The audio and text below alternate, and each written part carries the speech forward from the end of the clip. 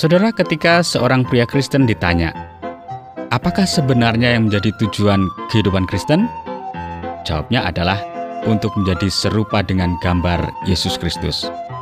Atau dengan kata lain, tujuannya adalah untuk menjadi seperti Kristus dalam setiap bagian dari kehidupan kita. Tetapi, bagaimana kita bisa menjalani kehidupan Kristen?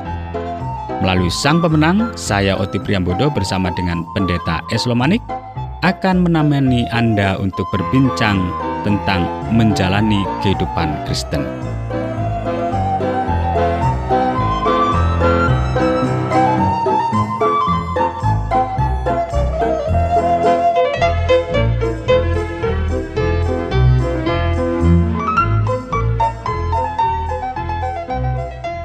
Bagaimana kabarnya Pak Pendeta Manik?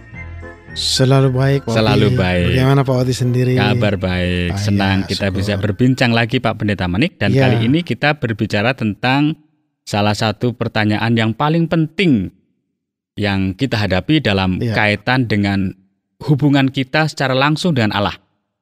Bagaimana kita dapat menjalani kehidupan Kristen yang sesungguhnya? Iya, terima kasih Pak Oti ya. Nah, kalau saya ingin menekankan bahwa kehidupan Kristen dalam kenyataannya bukan saja berarti meniru Kristus, ya. Bukan saja meniru Kristus, bukan. Tapi melainkan tentang hidup Kristus itu sendiri. Oh begitu ya. Jadi tentang hidup Kristus itu sendiri. Amen, ya. Yesus mengundang pengikut-pengikutnya untuk menjalani kehidupan Kristen dan berkata, "Setiap orang yang mau mengikut aku harus menyangkal dirinya, memikul salibnya setiap hari dan mengikut aku. Karena siapa saja yang mau menyelamatkan nyawanya, ia akan kehilangan nyawanya. Tetapi siapa saja yang kehilangan nyawanya karena aku, ia akan menyelamatkannya." Sesuatu yang luar biasa ini, kedengarannya cukup radikal boleh dikatakan ya. Radikal ya, betul. Karena hal ini juga mengingatkan kepada saya akan seorang teolog Jerman ini Pak Pendeta Manik, yaitu Bonhoeffer. Jadi beliau menulis bahwa menjadi murid adalah undangan yang Yesus sampaikan untuk mengikuti Dia dan mati. Yaitu mati terhadap diri sendiri, begitu Pak Pendeta Manik ya? Iya. Saat seseorang menerima Kristus sebagai juru selamatnya, maka terjadilah transformasi yang mendalam. Pada saat itu roh manusia yang menurut naturnya telah mati terhadap Allah, menjadi hidup kembali dan menjadi satu roh dengan roh Kristus. Saya tidak akan pernah melupakan ketika hal ini menjadi sebuah kenyataan dalam hidup saya sendiri Pak Pendeta Manik. Beban dosa saya terangkat dan hati saya dikuasai atau dibanjiri dengan sebuah sukacita keselamatan. Iya, karena keselamatan itu ya. Iya. Jadi sejak saat itu saya mempunyai sebuah keinginan yang mendalam untuk hidup sesuai dengan apa yang Yesus mau dalam hidup saya. Iya, bagaimana kita dapat menjalani kehidupan Kristen? Seperti yang Yesus katakan, kita harus mati untuk diri sendiri, memikul salib kita setiap hari Pak Oti. Iya. Dan mengikut Dia. Nah, Rasul Paulus juga mengatakan demikian. Aku telah disalibkan bersama Kristus, namun aku hidup, tetapi bukan lagi aku sendiri yang hidup, melainkan Kristus yang hidup di dalam aku. Nah, hidup yang sekarang aku hidupi secara jasmani adalah hidup oleh iman dalam anak Allah yang telah mengasihi aku dan menyerahkan dirinya untuk aku. Itu pernyataan Paulus. Ya, jadi berarti di sini kita harus terus-menerus mengawasi diri sendiri agar tidak mengatur dan mengendalikan hidup sebagaimana yang kita inginkan.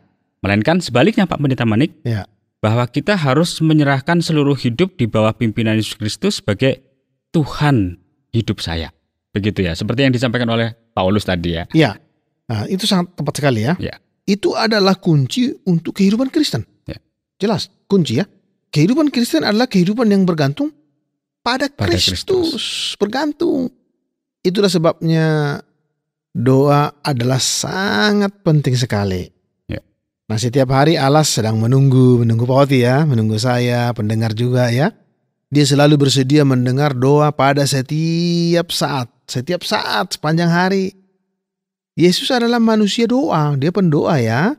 Karena dia selalu memiliki hubungan dengan Amin. Bapa di surga Dengan ya. Bapaknya ya. Ya. Dia berkata bahwa dia tidak dapat melakukan apapun kecuali dia melihat Bapa melakukannya. Ini penting sekali Ya. Pak Oti. Dia selalu terhubung dengan Bapa itu. Sumber utama dan kekuatan spiritualnya. Nah, bahkan doa adalah satu pekerjaan, satu disiplin. Jadi tidak hanya spontan-spontan ya. Ketika kita setia dalam menjaga komitmen doa dengan Allah, kita akan memiliki saat-saat yang paling berharga yang pernah kita miliki dan beberapa jawaban masalah-masalah kehidupan kita. Iya Pak Pendeta Manik. Jadi saya juga perhatikan bahwa Yesus mengalahkan pencobaan bukan hanya doa tetapi juga oleh firman Allah. Firman, amin. Ya. Nah itulah mungkin satu disiplin lain yang mungkin Allah ingin agar kita memeliharanya, yaitu tentu meluangkan waktu, karena Yesus juga mengajarkan hal ini ya, meluangkan waktu untuk ya membaca Alkitab atau bersaat teduh. Iya, iya. Nah, Alkitab dari Kejadian sampai Wahyu. Itu harus dipahami ya. Ya. Jadi tidak hanya satu kitab saja. Nah, itu menunjuk kepada Kristus dan firman Allah yang diilhamkan, yang bermanfaat untuk mengajar, apa lagi? Menyatakan kesalahan. Ya, menyatakan kesalahan dan memperbaiki kelakuan dan mendidik orang dalam kebenaran. Itu kan di dalam surat Paulus ya. 2 Timotius. 2 Timotius 3, kalau nggak salah ya. 16 ya. Ya. Nah, kita tidak hanya memerlukan pertumbuhan fisik, Pak Oti, tetapi juga jauh di dalam kita adalah jiwa yang perlu untuk bertumbuh. Nah, kita menghabiskan banyak waktu untuk mempedulikan kebutuhan fisik kita setiap hari. Namun bagaimana dengan kebutuhan spiritual kita? Tubuh mati tetapi jiwa hidup. Bagaimana memberi makan jiwa ini, Pak? Ini dilakukan dengan cara ya seperti Bapak tadi katakan ya, baca Alkitab, yaitu firman Allah.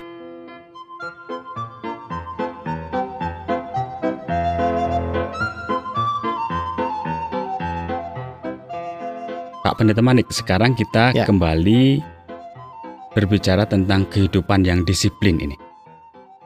Iya Pak Oti. Disiplin ya.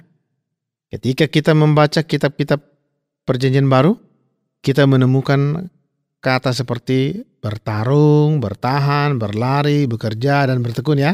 Dan itu membutuhkan disiplin ya. Nah itu dia. Nah kehidupan Kristen adalah kehidupan yang penuh disiplin. Full disiplin ya. Kita harus mendisiplinkan pikiran kita, hal-hal yang kita baca, ya, hal-hal yang kita lihat, kita tonton gitu ya. Dan bagaimana kita menghabiskan waktu kita, pikiran kita adalah medan pertempuran. Wah, ini sesuatu yang luar biasa. Pikiran kita adalah medan pertempuran. Medan pertempuran. Itu harus disadari banyak orang ya. Nah, ketika kita berpikir tentang peran kita sebagai suami dan ayah, bagaimana kita membuat istri dan anak-anak kita merasakan sesuatu melalui cara kita berbicara dengan mereka. Apa yang mereka lihat di wajah kita? Nah, kita sebagai pria hanya tahu bagaimana kita dapat menyakiti mereka. Ya, ini saya nggak menghakimi Pak Oti ya.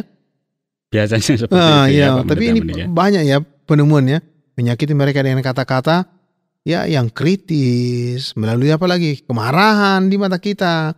Karena pemimpin ya. Suka-suka hatinya. Nah, Yesus berkata ini kepada muridnya ya, belajarlah kepadaku karena aku lemah lembut dan rendah hati, dan kamu akan mendapat ketenangan dalam jiwamu. Matius 11:28. Nah, ketika kita membiarkan dia untuk hidup di dalam kita akan memiliki pengendalian diri.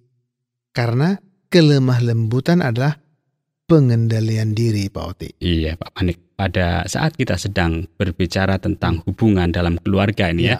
Karena tadi mencontohkan juga bagaimana seorang ayah atau suami terhadap istri dan anak-anaknya seperti itu. Jadi kita ini sedang berbicara tentang hubungan dalam keluarga.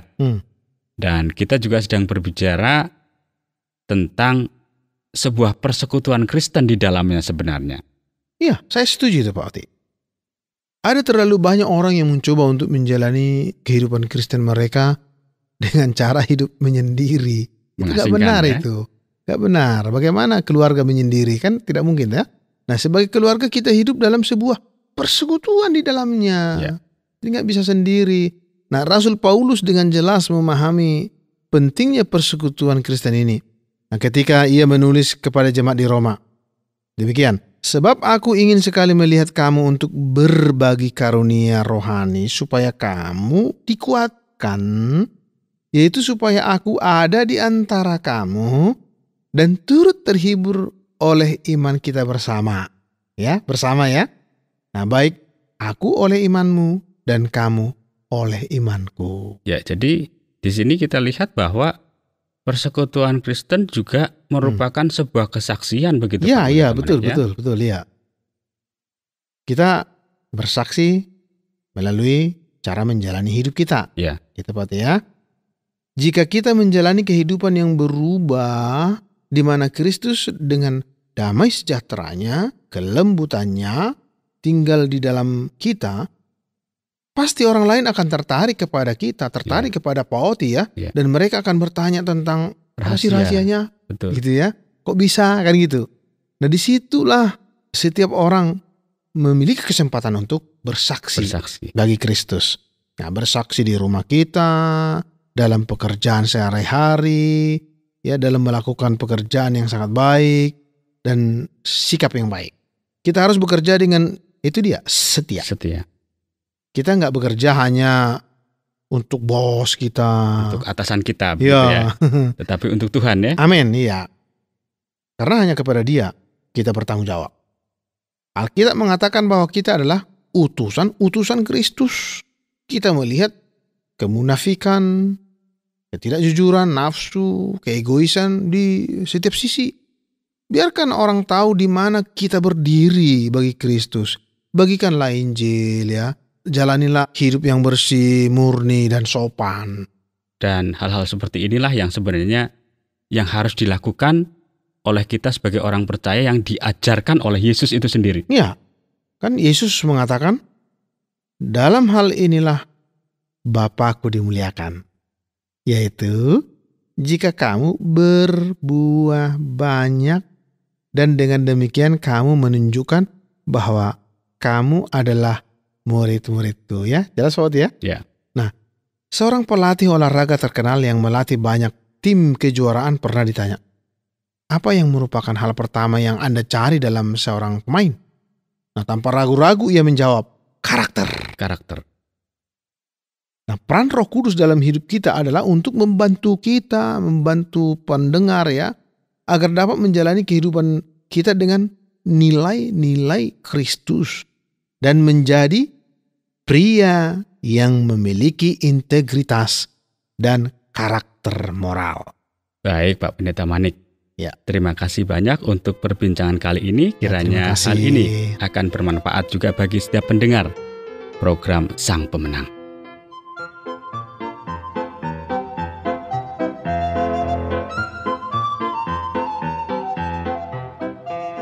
Saudara, tiba saatnya saya mohon pamit dari hadapan Anda. Harapan saya Anda beroleh manfaat dari apa yang kami sajikan.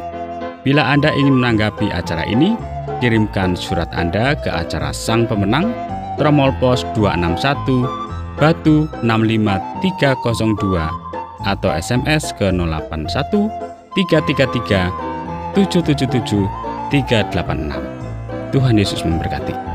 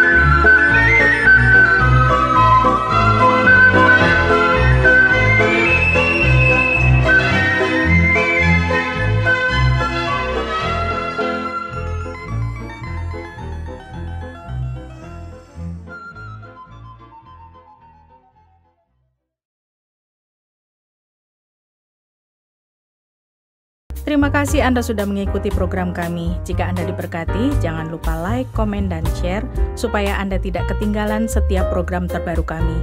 Jangan lupa juga untuk subscribe channelnya dan nyalakan loncengnya. Jika Anda ingin mendukung pelayanan kami, bisa melalui rekening kami berikut ini atau menghubungi kami di sini.